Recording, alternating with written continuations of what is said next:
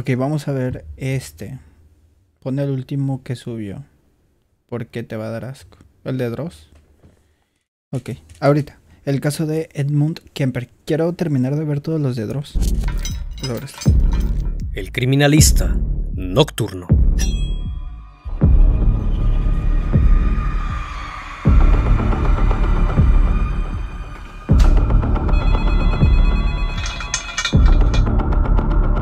Es que normalmente cuando cuentan cosas así de criminales, bueno, de asesinos y cosas por el estilo, siempre hacen cosas bien pinches locas, güey. Bien asquerosas, por eso. Ese vato ya lo había visto, creo.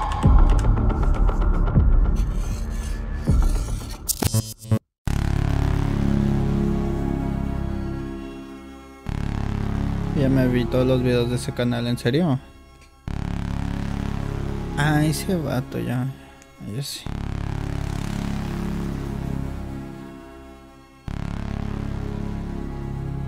Edmund Kemper. Así se ve el Sam con lente. Yo asesino en serie, güey.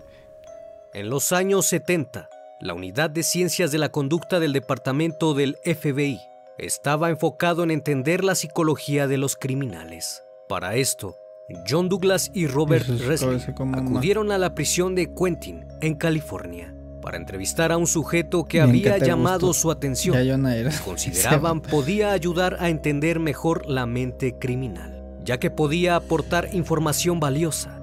Se trataba de Edmund Kemper, un hombre de 2.6 metros de alto y 130 kilos de peso. Un sujeto sin duda grande e imponente, con un coeficiente intelectual superior de 145 y con un pasado que más tarde daría pauta a conocer los principales problemas que detonan la formación de un asesino serial.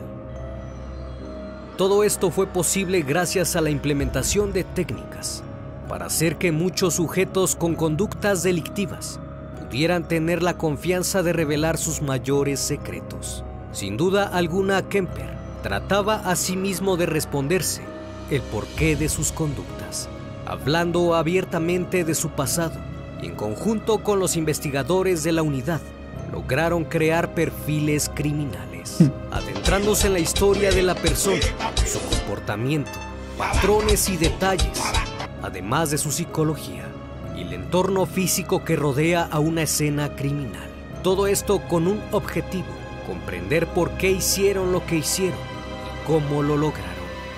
El entorno de un individuo es fundamental para su desarrollo, y desde pequeños puede haber conductas que indiquen la posibilidad de cometer un hecho criminal. Así que empecemos por el inicio. Edmund Emil Kemper III nació el 18 de diciembre de 1948 en Burbank, California. Su madre era Clarabelle Stage y su padre Edmund de mi Emil abuelita, Kemper Jonah. Jr. El matrimonio tuvo 3 hijos, él y sus 2 hermanas Susan y Aline. En un principio tuvo una infancia normal, aunque sus padres discutían constantemente, ya que su madre era una mujer muy autoritaria e impulsiva, e incluso se cree que sufría del trastorno límite de la personalidad, y su padre era un hombre reservado y de carácter apacible, que había servido en la Segunda Guerra Mundial. A menudo se sentaba con su hijo y le contaba su travesía en el ejército, mientras que su madre se molestaba con él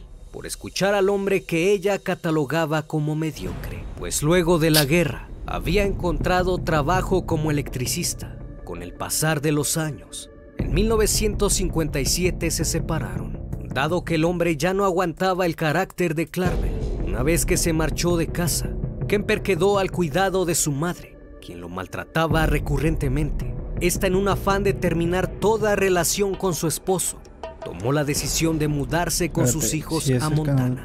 La separación afectó mucho a Kemper, ya que echaba de menos a su papá, pues la relación con su progenitora era muy complicada, debido a que bebía mucho y constantemente le gritaba a su hijo que su padre era un hombre sin futuro. Él lloraba por las noches al ver que se encontraba solo, pues su madre la mayor parte del tiempo únicamente se preocupaba por sus 2 hermanas. Incluso cuando ellas hacían algo mal, era a él a quien castigaban. y ésta lo golpeaba fuertemente, lo cual fue creando la impresión de que el mundo estaba en su contra. Luego de unos días, su madre le ordenó dormir en el sótano, debido a que, según sus palabras, tenía miedo de que le hiciera algo a sus hermanas.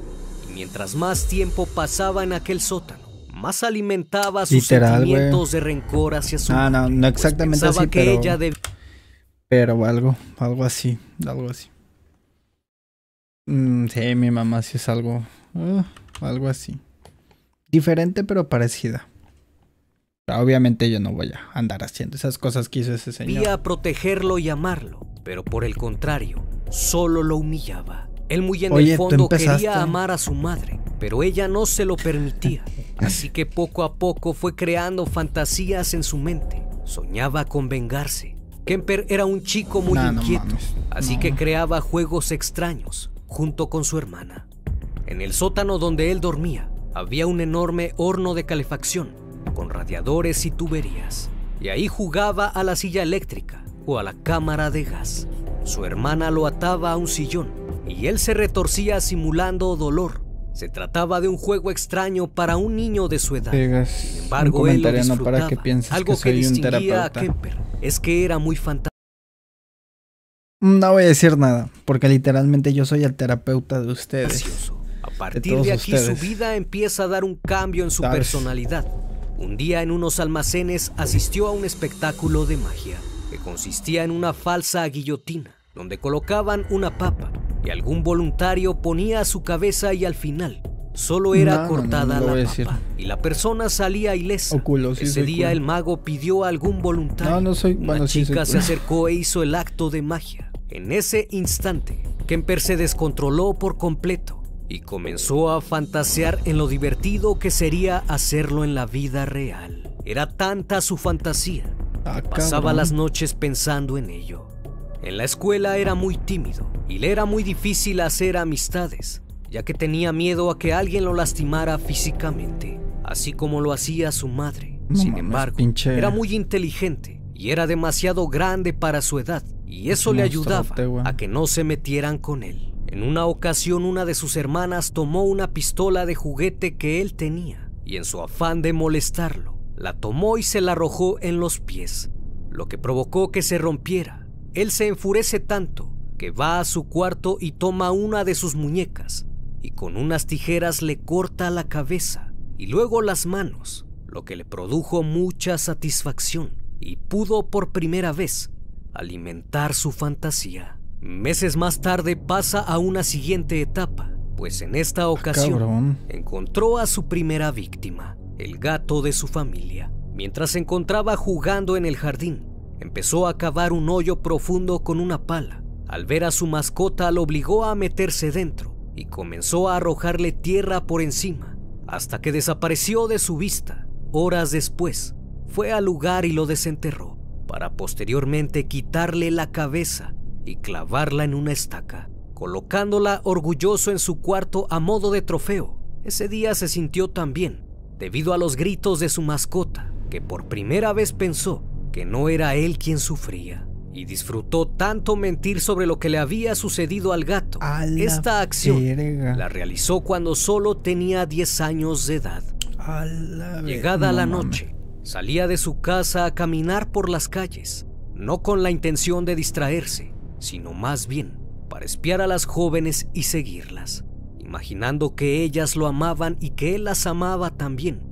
Además, fantaseaba con poseerlas. No juegues con eso, Para ese entonces, Kemper se sentía atraído por su maestra y sus hermanas lo sabían. ¿De dónde vives, en una culero? ocasión, una de ellas le dijo que tenía que besarla, a lo que él respondió que para hacer eso tenía que asesinarla, ya que su madre día con día le repetía que era un bicho raro y que ninguna mujer lo querría jamás. Bueno, mi mamá nunca me dijo eso, ¿no? No tendrían otro Era ojete, es ojete, de esa pero manera, tampoco tanto. sí que podría tener alguna muestra de cariño. Llegó el punto en que Kemper creyó esto y una noche salió con una bayoneta perteneciente a su padre y se dirigió a la casa de su maestra para asesinarla, cortar su cabeza y besarla, para después tener intimidad con ella. Algunas noches imaginaba que tomaba un martillo y golpeaba a su madre y eso le producía una gran tranquilidad. No cabe duda que la soledad que lo invadía lo llevaba a maquinar cosas una y otra vez. Con el pasar de los años se comportaba de manera más extraña.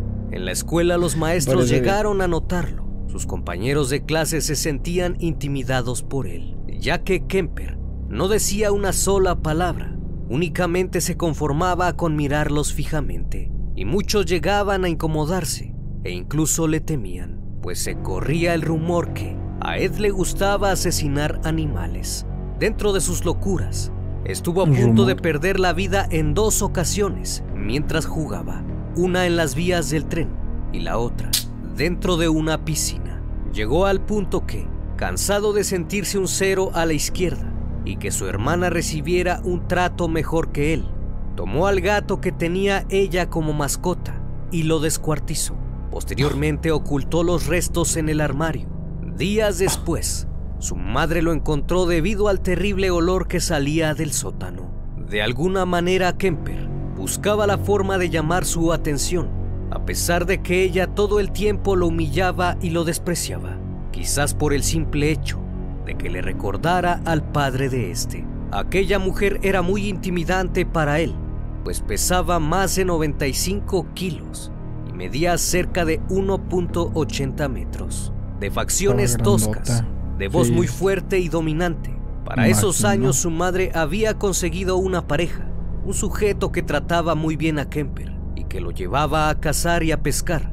Aún así, no se libró de las fantasías de Ed, ya que se le ocurrió la idea de asesinarlo y robarle su coche para reunirse con su padre. Pero luego de pensarlo bien, optó por fugarse, ya con 14 años, y siendo un joven, se marchó de casa para reencontrarse con su progenitor. Era el otoño de 1963. Ed se encontraba entusiasmado, ya que al fin dejaría la vida tan humillante que vivía junto a su madre. Al llegar a Los Ángeles, se llevó una decepción enorme, pues al enterarse que su padre se había vuelto a casar con una mujer llamada Elfrid Weaver, y además de eso, tenía un hijo de 2 años mayor que él, llamado Gilbert Otto, hijo de un matrimonio anterior. Aún así, fue recibido por su padre. Sin embargo, con el pasar de los días, empezó a tener problemas con la esposa del mismo, pues Kemper se la pasaba merodeando por la casa y mirándola, hasta que un día la vio sin ropa. Esa situación fue incómoda para Weaver, lo cual provocó que días después su papá lo enviara de regreso a Montana. Pero meses después regresó para celebrar el Día de Acción de Gracias, y una vez ahí tuvo otro incidente con la mujer de su padre. En esta ocasión la persiguió por toda la casa y una a una fue cerrando todas las cortinas, alegando que había mucha luz. Por suerte, el hijo de ella llegó a casa en ese momento y vio a su madre tan asustada y a Kemper comportándose muy extraño, que tomó un martillo y lo ahuyentó para que se marchara. Debido a este incidente, fue enviado a la casa de sus abuelos paternos. Una vez que su madre se enteró de esto, le dijo a su exmarido que era una mala idea, ya que era posible que un día él llegara a asesinarlos. Para Kemper, estar en la granja de sus abuelos era un aburrimiento, ya que consideraba que parecía como si estuviera en una cárcel. Para contrarrestar esto, tomaba un rifle y salía a cazar por las tardes. Parecía que el chico había cambiado, pero pronto los problemas con su abuela se hicieron presentes, pues le recordaba a su madre con ese afán de dominación constante y humillación hacia otras personas, incluidos él y su abuelo. Porque las personas no podía soportar la idea de haber salido. Creen que es un portal a otra dimensión en el que pueden pasar espíritus, demonios, cosas así. De una cárcel emocional para meterse a otra. Había días que se imaginaba accionando su rifle en contra de su abuela, y pronto empezó a surgir la fantasía de cómo sería asesinarla. Los roces entre ambos eran muy notorios. Incluso ella empezó a sentir temor de caer en las manos de Kemper. Así que en varias ocasiones cargaba una pistola por si él quería hacerle daño. El 27 de agosto de 1964, Edmund se sentó con su abuela en la mesa de la cocina para leer un libro para niños que ella estaba escribiendo. Al levantar la mirada, notó que éste la observaba extraño, ya que tenía una mirada aterradora que había visto muchas veces. Ella se empezó a poner muy nerviosa y le dijo que se detuviera. Después de un momento, Kemper tomó su arma y llamó a su perro con un silbido, diciendo que se dirigía a dispararle a unas tuzas. Su abuela Maid le advirtió que no le disparara a los pájaros y volvió su atención a lo que estaba haciendo. Ed salió de la casa y se dio la vuelta. Miró a su abuela a través de la puerta mosquitera. Ella estaba de espaldas. En ese momento levantó su rifle y le apuntó, disparándole en una ocasión directamente a la cabeza. Su abuela se desplomó sobre la mesa. Luego se acercó y le disparó 2 veces más en la espalda. Posterior a eso, envolvió su cabeza en una toalla y arrastró el cuerpo al dormitorio. A los pocos minutos, su abuelo regresó a casa después de comprar alimentos. Al salir de la casa, su abuelo lo miró y le sonrió, pero su sonrisa se desvaneció luego de ver a su nieto apuntarle con un rifle. Ni siquiera le dio tiempo de dejar las bolsas cuando escuchó el disparo y se desplomó al suelo. Edmund estaba consternado, no solo por lo que había hecho, sino porque ahora lo atraparían, ya que sus abuelos tenían muchos conocidos y sin duda preguntarían por ellos. Lo único que atinó a hacer fue llamar a su madre y decirle lo que acababa de hacer. Tras un silencio le dijo que llamara a la policía. Este colgó e hizo exactamente lo que le había dicho ella. Se sentó a esperar a que llegaran por él. Una vez que la policía lo interrogó, le preguntó sus motivos y este dijo que solo quería saber lo que se sentía asesinar a su abuela. Además mencionó que había tenido un acto de misericordia con su abuelo, ya que lo asesinó para protegerlo de ver a su esposa sin vida. Luego del hecho fue encarcelado en el Juvenile Hall, ya que contaba con 15 años de edad, mientras que las autoridades de California decidían qué hacer con él. Una vez ahí, un psiquiatra lo examinó y lo diagnosticó como esquizofrénico, paranoico y psicótico. Casi 4 meses después, fue enviado al Hospital Estatal de Atascadero, una instalación segura, donde no había torres de vigilancia, ni nada parecido a una cárcel. Únicamente era el tratamiento. Estando ahí, Edmund realizó un extenso número de pruebas y comenzó a comprender la naturaleza de su propio crimen y lo que otros pensaban de sus actos, aunque justificó sus acciones diciendo que había estado fuera de control y por esa razón había asesinado. Aún así, trabajó mucho para hacerles creer a los psiquiatras que estaba rehabilitado. Trabajó en el laboratorio de psicología y ayudó a administrar pruebas. Su actitud tranquila y reservada, además de su educada manera de hablar, le ayudaron a que lo consideraran un ejemplo, y los médicos interpretaron esto como una muy buena señal de que se había recuperado. Aunque la realidad es que Edmund Kemper solo estaba usándolos para salir lo más pronto posible de ese lugar, añadiendo que había aprendido muchas cosas sobre cada criminal y pronto pondría en práctica lo aprendido. Durante su estancia en Atascadero, Kemper no dejó de fantasear nunca. Mientras estaba ahí, se imaginaba cortando a una mujer y comiéndosela, aunque nunca dijo nada, debido a que jamás saldría de ahí. De los 16 años a los 21, permaneció en ese lugar, hasta que el 30 de junio de 1969 lo llevan ante el comité, donde debían decidir si lo dejaban en libertad bajo palabra, e inesperadamente lo envían a la casa de su madre, durante 18 meses en libertad condicional. Durante esa época, el movimiento de los hippies era muy fuerte. Los jóvenes lucían cabello largo y ropas holgadas, mientras que Edmund tenía el cabello corto y bigote. Se supone que debía integrarse a la sociedad, pero le costaba mucho adaptarse. Clarnell Kemper se había instalado en Santa Cruz, en California, en cuya universidad trabajaba, ocupando el puesto de asistente administrativa. Su madre nuevamente le repetía a Ed que se alejara de las muchachas, ya que era poca cosa para ellas y no merecía conocerlas, debido a que era un fracasado como su padre.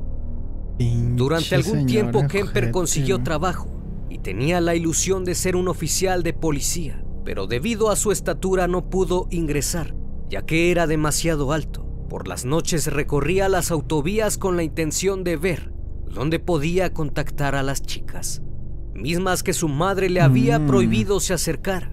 Estas tenían que ser de buena familia y tener clase, ya que eran las mujeres que su madre le decía que no merecía. Un año después, se mudó de la casa de su progenitora a un apartamento que compartía con un amigo. Para trasladarse, compró una motocicleta misma con la que tuvo 2 accidentes. Posteriormente, compró un vehículo Ford amarillo, similar a un auto policial de esa época. Lo equipó con un transmisor de radio y una gran antena. Comenzó a recorrer diferentes autopistas, en las cuales subía a jóvenes para ver cómo reaccionaban ante él y cómo podía ganarse rápidamente su confianza. Recogió cerca de 150 jóvenes que hacían autostop y a todas ellas las llevó a sus lugares de destino sin lastimarlas. Pronto empezó a modificar el auto con la intención de que no se pudiera abrir la puerta del pasajero desde adentro. En el maletero metió bolsas de plástico, algunos cuchillos, una manta, una pistola y un par de esposas, esperando su momento. El 7 de mayo de 1972, Kemper recoge a 2 chicas de 18 años, Mary Ann Pesci y Anita Lucchesa. Ed mira su reloj y comienza a emplear todo lo aprendido para que las jóvenes se sintieran en confianza. De inmediato sintió que ellas eran las elegidas. Una de ellas se mostraba distante y lo observaba, por lo que le pareció altiva, refinada y algo desdeñosa, y eso le atrajo inmediatamente. A las 4 de la tarde de ese día, ofreció llevarlas a la Universidad de Stanford. Mientras iba en camino, Kemper se desvió hacia un lugar solitario. Las jóvenes al ver esto le preguntaron qué es lo que quería. Este les respondió que sabían perfectamente qué quería y sacó un arma. Se estacionó y salió del auto. Abrió la puerta y se llevó a Anita para meterla dentro del maletero del coche. Posterior a eso, trató de tener intimidad con Mary Ann, pero ella se resistió. Así que sacó una bolsa de plástico y le cubrió la cabeza. Al ver que seguía luchando, se quitó el cinturón e intentó privarla de la respiración, pero no lo logró. Así que sacó un cuchillo y le dio varias puñaladas, hasta que cortó su garganta y la dejó inconsciente. Por otro lado, Anita se encontraba en el maletero y no paraba de gritar. Al abrir el maletero, ella lo observaba aterrada. Ed trata de darle alguna excusa de lo que acababa de hacer. Le ordena que salga y empieza a apuñalarla. Ella trata de defenderse y gritar. En algunas ocasiones lo muerde, pero es inútil. Ella suplica y le pregunta por qué, hasta desvanecerse sobre el piso. Una vez que terminó, estaba bañado en sangre. Subió a Anita y condujo con los cuerpos hasta su apartamento. Por suerte, su compañero no se encontraba en esos momentos, así que sacó los cuerpos y los llevó a su dormitorio, donde les cortó la cabeza, las colocó en un sillón, tomó varias fotografías y se quedó un rato contemplándolas, hasta que finalmente las subió a su cama y abusó de sus cuerpos y de sus cabezas. Cumplió su fantasía y se dio cuenta que era cierto lo que le decía a su madre. Vivas, las mujeres se mostraban distantes con él, pero sin vida, sabía que le pertenecían. Al día siguiente, luego de haberlas cortado en pedazos y haberlas guardado en bolsas, se trasladó a las montañas de Santa Cruz, donde enterró los pedazos y sus cabezas las arrojó a un barranco. Luego del hecho, los familiares reportaron a las jóvenes como desaparecidas. 4 meses después, la noche del 14 de septiembre, recogió a otra chica llamada Aiko Ko, una bailarina de 15 años de descendencia coreana, la cual se dirigía a sus clases de baile. La joven se había cansado de esperar el autobús, así que decide hacer autostop. Kemper detuvo su auto y se ofreció a darle un aventón, pero una vez dentro, la amenazó que no hiciera escándalo y la llevó a un lugar solitario en las montañas. Al llegar, le tapó la boca con cinta y trató de privarla de la respiración. Ella forcejeó con él, perdió el conocimiento y después de un momento volvió en sí.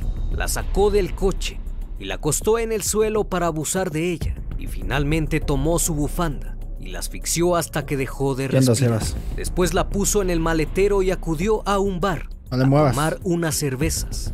Luego condujo hasta la casa de su madre y de vez en cuando abría el maletero para tocar su cuerpo. Estuvo solo unos minutos ahí y arribó a su departamento para aplicar su mismo modus operandi, el cual le llevó cerca de 4 horas para diseccionarla.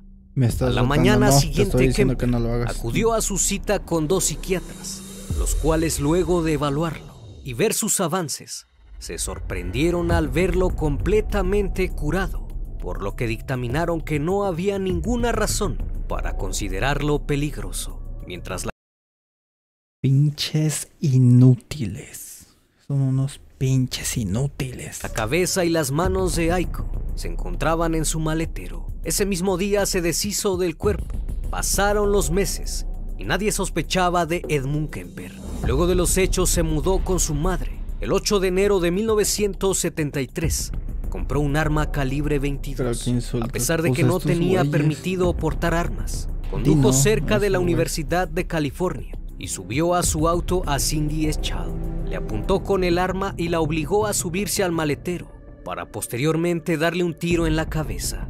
Una vez de perpetrar el asesinato, la llevó a la casa familiar, donde actualmente Edmund vivía. La mañana siguiente su madre salió a trabajar. Kemper sacó a Cindy y tuvo intimidad con el cuerpo.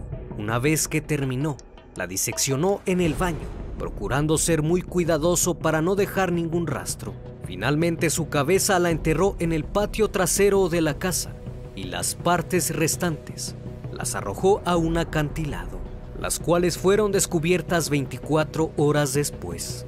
En cuanto a la bala incrustada en su cráneo, la retiró de su cabeza para evitar que la policía tuviera una pista de él. Casi un mes después, la noche del 5 de febrero, Kemper tuvo una fuerte discusión con su madre. Él salió furioso del apartamento en busca de nuevas víctimas, así que condujo por la autopista y encontró a una joven llamada Rosalind Thorpe, de 23 años, quien se encontraba haciendo autostop.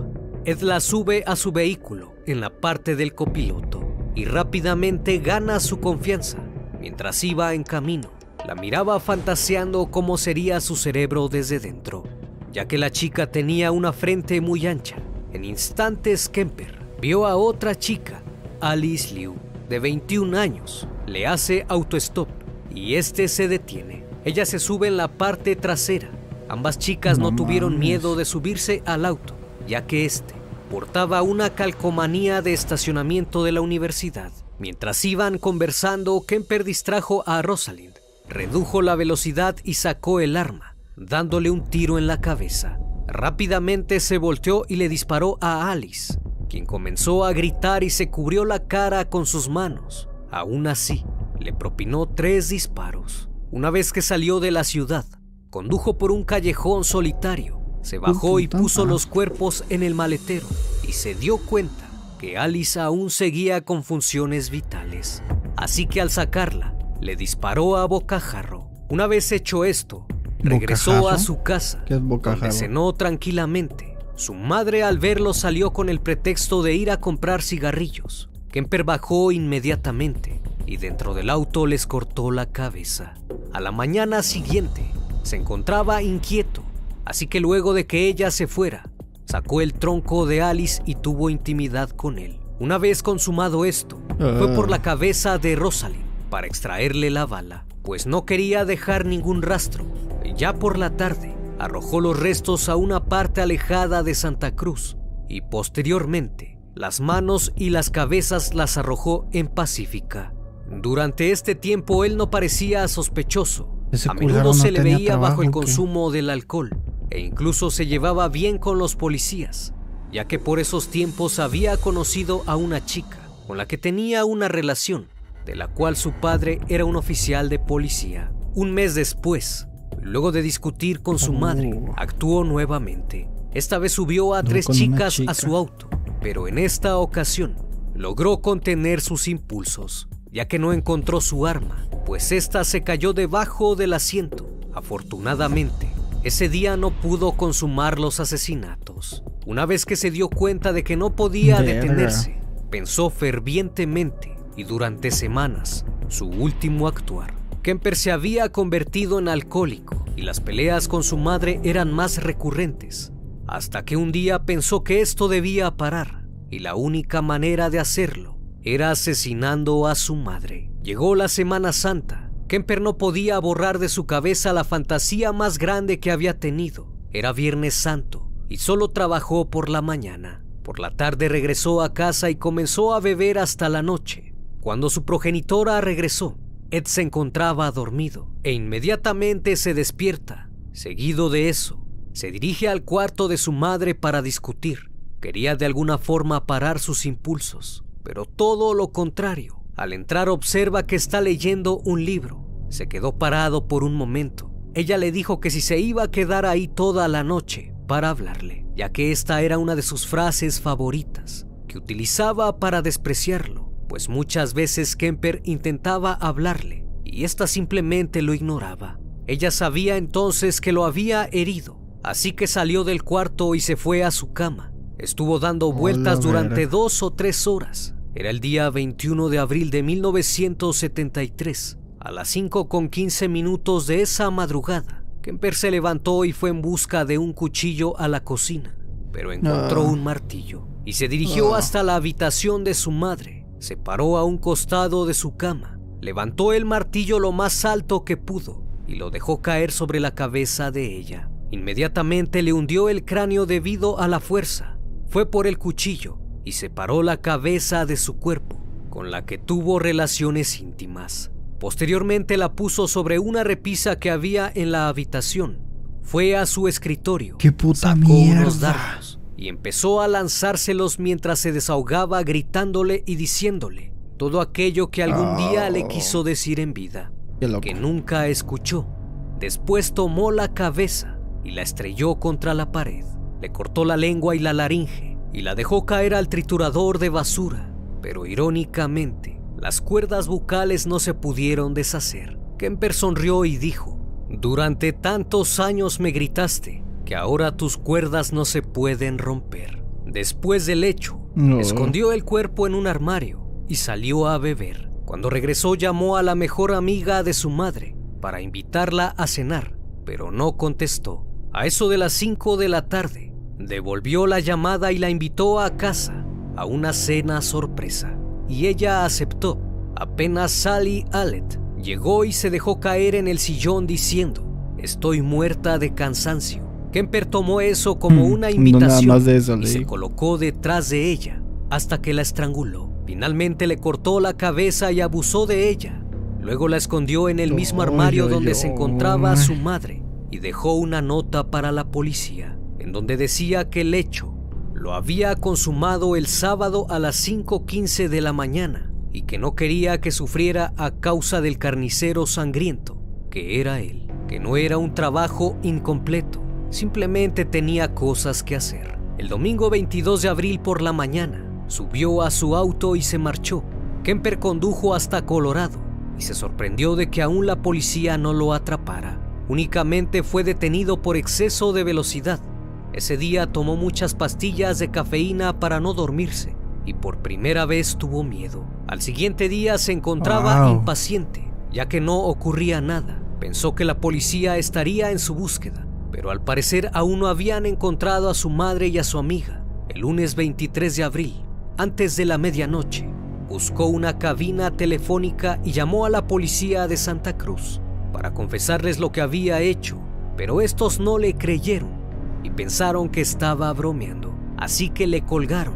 En uno de tantos intentos, un oficial le pidió su ubicación y le dijo que esperara ahí, que enviaría a una patrulla. Tardaron algún tiempo en localizarlo, ya que debido a que no había dormido, se encontraba desorientado.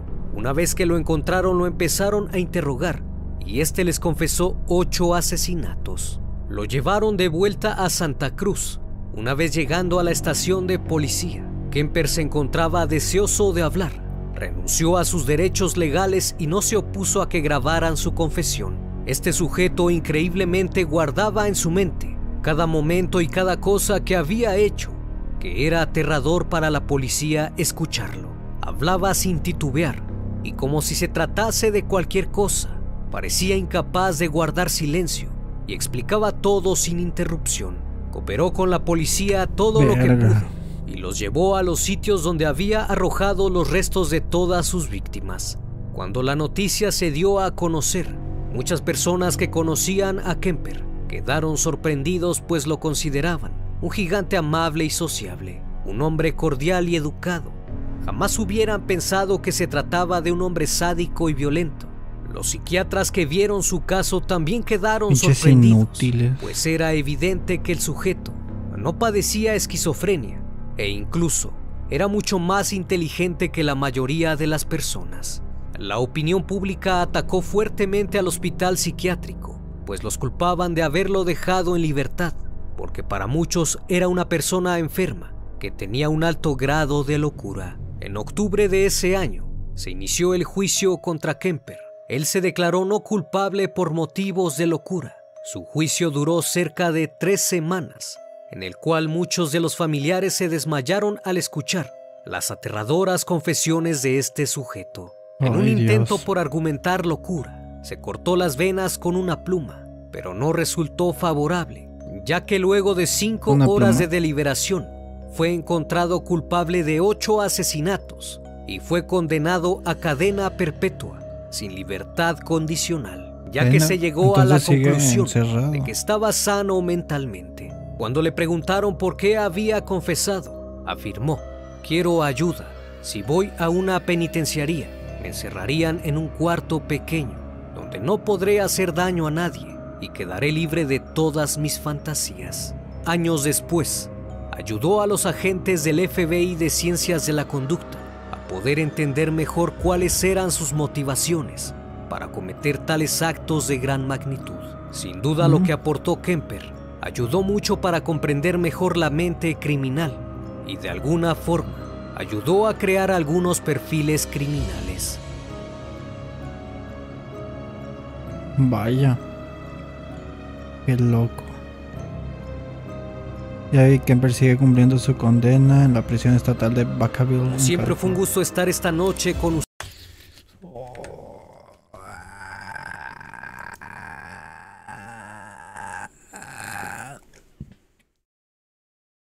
Ay, qué feo, güey, qué feo.